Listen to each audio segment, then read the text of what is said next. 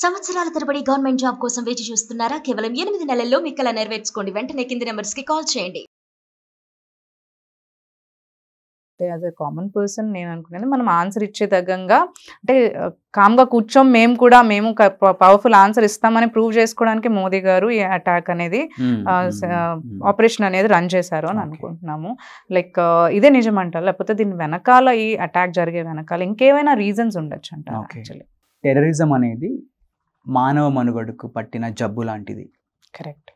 దానికి మెడిసిన్స్ రకరకాలుగా వేస్తాము, కట్టుకడతాము, మందేస్తాము, ఒకసారి మెడిసిన్స్ వేస్తాము, ఫుడ్ తీసుకుంటాము, ఒకసారి నిద్రపోతాము, కొంతమంది అయితే మండుగొట్టి పండుకుంటారు ఏమైనా అయితే తగ్గడానికి. అట్లనే దీనికి కూడా అష్టదిగ్బంధనం అంటారు కదా. ఓకే, అలా చేయడానికి ఇది ఒక ప్రయోగం. 317 రద్దు చేశారు, మీకు ఐడియా ఉండుంటుంది 2019లో. అది వట్టిగా చేయలేదు, దాని వెనకాల ఒక మంచి దృక్పథం ఉంది.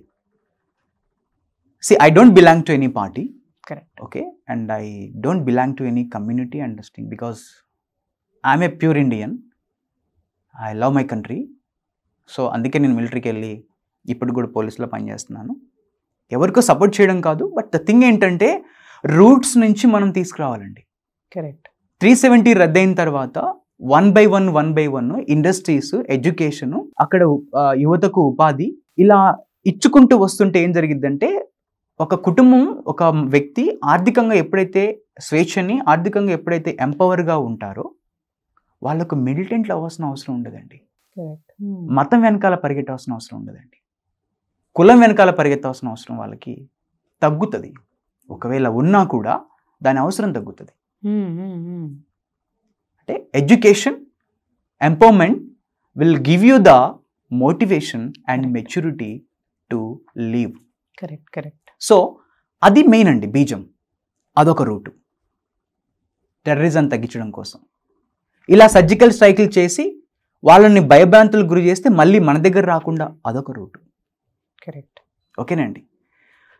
వీటి వెనకాల పొలిటికల్ మతలబ్ లేదా అంటే నేను ఉందని చెప్పను, ఉంటుంది ఆబ్వియస్గా. అంటే నేను పటిష్టంగా చెప్పేది కాదు, కానీ అది దూషించడం ఇది ఒక సమాధానం లాగానే ఉంటారు కదా. ఇక్కడ ఇండియన్స్ కూడా వీఆర్ సెంటిమెంటల్ ఫూల్స్ అండి. బేసిక్గా ఒక వార్ జరిగినా, ఒక యుద్ధం జరిగినా దాని వెనకాల వచ్చే ఖర్చు ఏంటి, దాని వెనకాల జరుగుతున్నటువంటి మతలబు ఏంటి అనేది మనం చూడమండి. మా వాళ్ళని చంపిర్రు, మిమ్మల్ని చంపాలి, ఇదే లెక్క. అప్పుడే మాకు చల్లగా ఉంటుంది అంటారు మన వాళ్ళు. సో మన ఎమోషన్ని బేస్ చేసుకొని కూడా పొలిటీషియన్స్ ఇలాంటి నిర్ణయాలు తీసుకోవడానికి ఆస్కారం ఉంటుందండి. బట్ ఇదంతా చెప్పాను కదా, ఇదంతా నలుదిక్కులా మనం దాన్ని చేస్తేనే అది రూపు మాపుతుంది అనేది ఏ విషయంలో అయినా అయి ఉండొచ్చు అని అంటారు. ఇదే అని అనట్లేదు, పొలిటికల్ మేబీ ఆర్ ఎల్స్ సమాధానంగా తీసుకోవచ్చు, ఎనీథింగ్ ఏదన్నా యాంగిల్స్ లో తీసుకోవచ్చు అని. ఖచ్చితంగా ఇది మనం ఏ యాంగిల్ అయినా తీసుకోవచ్చు.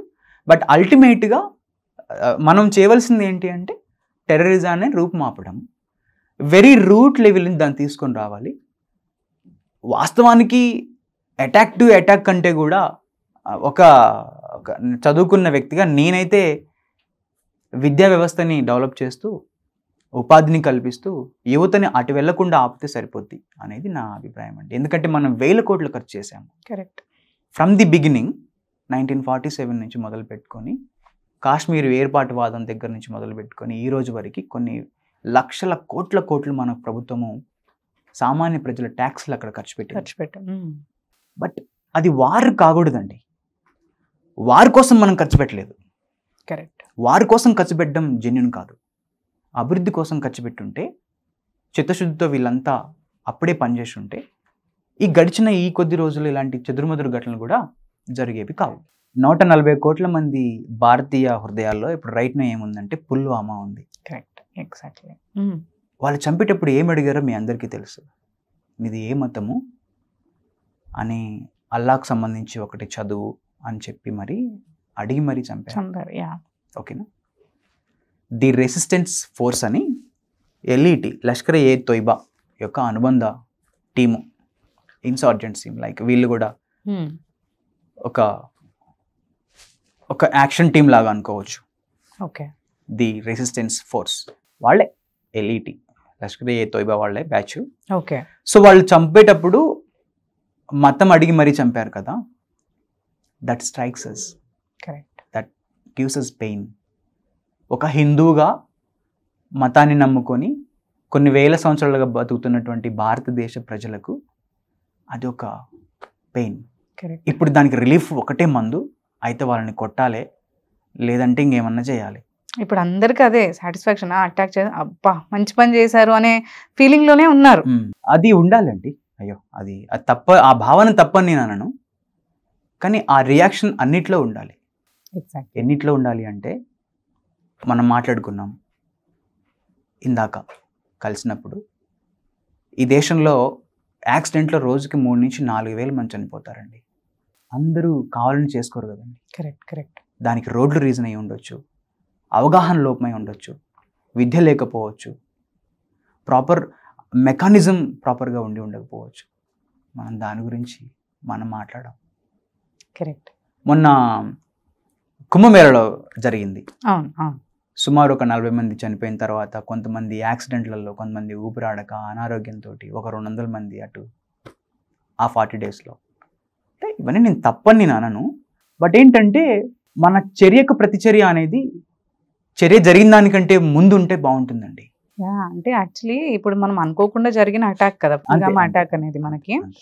అనుకోకుండా జరిగింది కాబట్టి ఇది దృష్టిలో పెట్టుకొని, అంటే దీనికి ఒకవేళ గవర్నమెంట్ అనుకుని ఉండొచ్చు కదా, అంటే ఇప్పుడు దీనికి మనం ఆన్సర్ ఇవ్వకపోతే చాతగాని వాళ్ళము అనే కింద లెక్కేసి ఇంకా ఇంకా బెటర్ ఇలాంటివి అటాక్స్, సరే మనం ఏదైనా చేయొచ్చు ఇండియా అని, వాళ్ళు కామ్గా ఉంటారనే థాట్లో వస్తారని ఇది ఒక ఆన్సర్ లాగా కూడా తీసుకోవచ్చేమో. తప్పకుండా మీ మాటతో ఏకీభవిస్తానండి.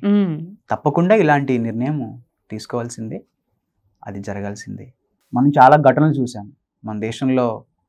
మీకు ఐడియా ఉండి ఉంటుంది లేదు, అమృత్సర్లో అప్పుడు ఊచకోత జరిగినప్పుడు కూడా కరెక్ట్. మీకు ఐడియా ఉంటుంది, ఆపరేషన్ బ్లూ వేల్ సంథింగ్ బ్లూ ఏదో ఉంటుంది. కరెక్ట్. అండ్ ముంబైలో కూడా అప్పుడు మనకు చేశారు. సో ఇలాంటి అటాక్స్ అన్ని ఏవి జరిగినా కూడా మనము అది ప్రతిచర్య అనేది ఉండాలి. ఆర్మీలో చేసి వచ్చిన పర్సన్గా నేనేం కోరుకుంటానంటే, ఒక స్ట్రాంగ్ ఇంటెలిజెన్స్ ఉండాలి, ఒక పటిష్టమైన వ్యవస్థ ఉండాలి. అంటే కాశ్మీరీ ప్రజలు ఈరోజు ఏర్పాటువాదాన్ని కోరుకొని, ఆ ఏర్పాటువాదాన్ని కోరుకున్న వాళ్ళకి మనం వాళ్ళకు కావాల్సిన స్వాతంత్రం ఇవ్వకపోతే వాళ్ళు మిలిటెంట్లుగా మారి మళ్ళీ ఆ దేశ ఓన్ ప్రజల్ని చంపే స్థాయికి వచ్చారు అంటే ఇది మన వైఫల్యం కాదా అండి? సో ఎక్కడ మనం రెక్టిఫై చేయాలి దీన్ని? From the root cases, from the root level we have to give the medicine there. ఇప్పుడు అది మర్చిపోయి ఇలాంటి స్ట్రైక్లు ఎన్ని చేసినా, మనం సర్జికల్ స్ట్రైక్ చేసాం కదా, వాళ్ళు ఆపారా? ఆ తర్వాత 3 అటాకులు చేశారు వాళ్ళు. సాంబాలో ఒకటి చేశారు, సిఆర్పిఎఫ్ జవాన్ల మీద ఒకటి చేశారు. ఓకేనా, ఐడియా ఉందా మీకు? మళ్ళీ ఇప్పుడు చేశారు, మోడీ గారి ప్రభుత్వంలోనే చేశారు గడిచిన 10 ఏళ్లలో. గడిచిన 10 ఏళ్లలో అప్రాక్సిమేట్ 300 నుంచి 400 మంది జవాన్లు ఆహుతులైపోయారు. ఓకే, సో ఇక్కడ అది మనకు కనిపిస్తుంది. అది ఎలా అంటే అది అంతే. అది మన ఇంట్లో మనోడికి మనం ఏమన్నా అయితే మెడిసిన్ ఇవ్వకపోతే చచ్చిపోతే సబ్జెక్ట్ కాదు, మనోడి ప్రాణం వేరోడికి తీస్తే సబ్జెక్ట్. ఇది కూడా నేరమే. చేసే పని చేయకపోయినను, చేయకూడని పనిని చేసినను నేరమే. మరి సో ఇదంతా ప్రజలకు అర్థం కాదు, టైం పడుతుంది. సో చూద్దాం. Thank you so much. Thank you అండి.